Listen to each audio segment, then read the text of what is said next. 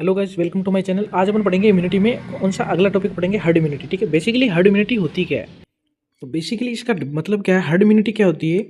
कि किसी specific population है, अपन इसको एक एग्जांपल के थ्रू समझते हैं। मान लो कोई पॉपुलेशन का एरिया है, ठीक है, वहाँ पर कोई वैक्सीन मतलब किसी स्पेसिफिक एजेंट के लिए या फिर कोई स्पेशल डिजीज़ के लिए पहले से कौन सी हो इम्यूनिटी हो, ठीक है। किस तरीके हो सकती है, या तो वहाँ से पहले मतलब पहले वहाँ का वैक्सीनेशन हो रखा है, ठीक है, बहुत पहले से वहाँ पर क्या चल रहा है, वैक्सीनेशन चल रहा है। तो उस एक पर्टिकुलर डिजीज से क्या हो रहा है, उसका वैक्सीनेशन यानी उस एक पर्टिकुलर डिजीज के लिए स्पेसिफिक क्या एंटीबॉडी या इम्यूनिटी वहाँ के जो है स्पेसिफिक पोर्शन में प्रेजेंट है। या फिर वहाँ पहले ऐसे लोग आ चुके हैं जो कि इल हो चुके हैं उस डिजीज से, ठीक है,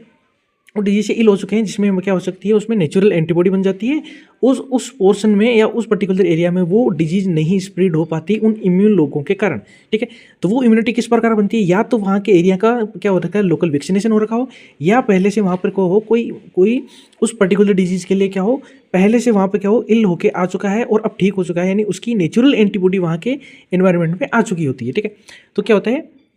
कि the immunity of a group और कम्युनिटी, एक ग्रुप और कम्युनिटी की क्या हो सकती है इम्यूनिटी, उसको हर्ड इम्यूनिटी बोला जाता है। The resistance of a group to invasion और spread of the infectious agent because of resistant of a high proportion of individual member of the group, कि इंडिविजुअल ग्रुप की जो इम्यूनिटी है वो बहुत ज़्यादा क्या होती है, मतलब उनका रेजिस्टेंस बहुत ज़्यादा होती है, उनकी इम्यूनिटी बहुत ज़्यादा होती है, जिसके कारण एक पर्टिकुलर डिजीज का स्प्रेड और इन्वेजन नहीं हो पाता उस पर्टिकुलर एरिया के अंदर।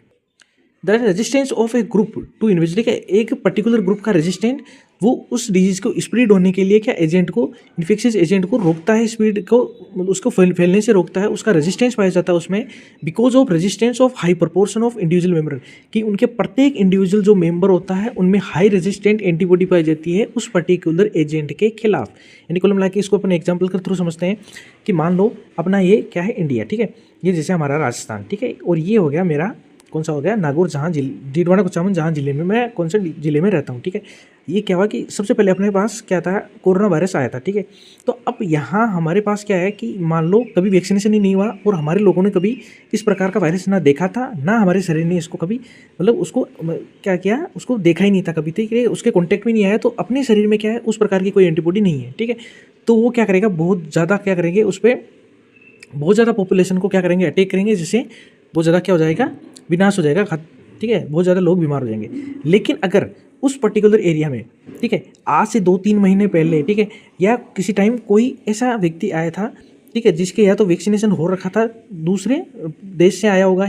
या वो क्या होगा, मतलब उसको क्वारंटाइन करके वो क्या हो चुका था, इन्फेक्टेड हो चुका था, उसको क्वारंटाइन किया गया होगा, और उस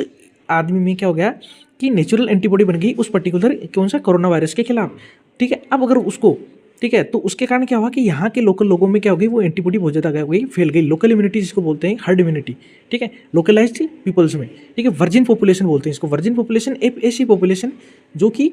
उस एजेंट को पहली बार देखती है, ठीक है, उसको पहली बार क्या करती है, फेस करती है, ठीक है। तो उसके कारण क्या होता है, उस पॉपुलेशन में वो स्प्रेड नहीं हो पाता ड्यू टू द वहाँ के लोकलाइज्ड इम्यून पीपल्स के कारण, ठीक है। When the infectious disease introduce to a virgin population it becomes a major epidemic, कि अगर वर्जिन हो, वर्जिन पॉपुलेशन किस बार का किसको बोलते हैं कि उसने कभी वहाँ के, ठीक है, ऐसी पॉपुलेशन जहाँ जिसने कभी वो एजेंट देखा ही नहीं, उसका उनका शरीर उसकी एंटीबॉडी उस एजेंट के कभी कॉन्टेक्ट में आई ही नहीं। अगर ऐसा कोई इन्फेक्शियस एजेंट उस डिजीज पॉपुलेशन के कॉन्टेक्ट में आता है तो बहुत ज़्यादा एपिडेमिक केसेज होते हैं, उसकी रेट हाई होती है, ठीक है, हाई रेट ऑफ ट्रांसमिशन होती है, हाई रेट ऑफ मोर्टिलिटी होती है, वो बहुत ही ज़्यादा क्या होते हैं, बहुत ज़्यादा लोग इन्फेक्टेड हो जाते हैं उस डिजीज से। एज टाइम पास है, अफेक्टेड पीपल डाई और रिकवर, टाइम के अनुसार क्या होता है, अफेक्टेड पीपल या तो डाई हो जाते हैं या रिकवर, डाई हो गए तो वैसे भी गए, अगर रिकवर हो गए तो नेचुरल एंटीबॉडी बन गई, ये नेचुरल एंटीबॉडी क्या कहलाती है, हर्ड इम्यूनिटी कहलाती है। The recovered individual are immune and thus the percentage of susceptible individuals in the community decrease, ठीक है। तो सस्पेक्टेबल जो इंडिविजुअल्स है वो कम्युनिटी में डिक्रीज हो गए। व्हेन सस्पेक्टेबल्स आर 20% द एपिडेमिक्स, की टोटल परसेंट में सस्पेक्टेबल अगर 20% से भी कम है, ठीक है, डाइज आउट, मर जाते हैं। बेसिकली ये कहना क्या चाहता है, the recovered individuals are immune, कि जो रिकवरी हो चुकी है वो इम्यून परसेंट मतलब इम्यून लोग बचे, क्योंकि उन्हीं के क्या है मतलब एंटीबॉडी अच्छी थी, तो उन्होंने क्या कर लिया, रिकवर कर लिया खुद को। Thus percentage of susceptible individual of the community decrease, तो जो सस्पेक्टेबल इंडिविजुअल्स है जिनकी डिजीज हो सकती है उनकी संख्या घट जाती है, ठीक है। जब 20% से ज़्यादा लोग एपिडेमिक्स मतलब सस्पेक्टेबल रोग मर जाते हैं, तब किनके कॉन्टैक्ट में आती है बीमारी, उन रिकवर्ड जो लोग हैं उनके कॉन्टैक्ट में आती है, जिसके कारण वो आगे नहीं फैल पाती। ठीक है, आगे नहीं फैल पाती, उसके कारण क्या होता है कि ये जो मान लो इम्यूनाइजेशन है उस पर्टिकुलर एजेंट के खिलाफ, ठीक है, ये डिजीज यहाँ से आई और इस जो हेल्दी पर्सन है इनके मतलब इनको कॉन्टैक्ट में नहीं आ पाएंगे, क्योंकि यहाँ पर वो क्या करता है, उसको आगे स्प्रेड नहीं होने देता है, वो जो इम्यूनाइज्ड कौन सा पर्सन होता है वो। ठीक है, the susceptible individuals escape infection because of the immunity in the rest of the community which is called the herd immunity. Herd immunity is due to the clinical and subclinical infection in the herd. कि clinical और सब clinical कैसे हो सकते हैं कि मान लो उसको खुद को पता नहीं हो कि अपने इन्फेक्शन हो चुका है और वो अपने आप ठीक हो गया है, इसका मतलब उसमें नेचुरल एंटीबॉडी उससे एजेंट के खिलाफ पहले से बन चुकी है, उसको खुद को खिलाफ नहीं, उसको खुद को पता नहीं रहता है। ठीक है, तो वर्जिन पॉपुलेशन तो उसमें बोलते हैं कि तब की उस पॉपुलेशन में कभी वो जो एजेंट है वो कभी नहीं आया, जैसे कोरोना वायरस में हुआ था। लेकिन बहुत सारी डिजीज ऐसे होती है जो कि जो इम्यूनाइज्ड पर्सन्स है उनके कॉन्टैक्ट में आ चुकी होती है और वो अपने आप रिकवर भी हो चुके होते हैं। तो हार्ड इम्यूनिटी किसके कारण होती है? क्लिनिकल सब क्लिनिकल जो केसेज होते हैं इम्यूनाइज्ड पर्सन्स में या उनके वैक्सीनेशन हो चुकी होती है उसके कारण आ सकता है। इम्यूनाइजेशन के थ्रू आ सकता है ऑफ द हार्ट, जैसे डिप्थीरिया पोलियो में होते हैं वैक्सीनेशन, ठीक है, या पोलियो प्रोग्राम कुछ भी बोल सकते हैं। और heart structure which includes animals insects, इनके थ्रू भी मतलब इनके थ्रू कॉन्टैक्ट में आने से क्या होता है कि वो एजेंट पहले ही यानी अभी वो उसका सही रूप नहीं आया है, उससे पहले ही वो क्या हो सकता है इनके कॉन्टैक्ट में आ चुका होता है, जिसके कारण हार्ट स्ट्रक्चर या उस एजेंट के खिलाफ इनमें हार्ड इम्यूनिटी क्या हो जाती है, डेवलप हो जाती है उस पर्टिकुलर एरिया के खिलाफ। उसके कारण वो एजेंट जो है उस पर्टिकुलर एरिया में ज़्यादा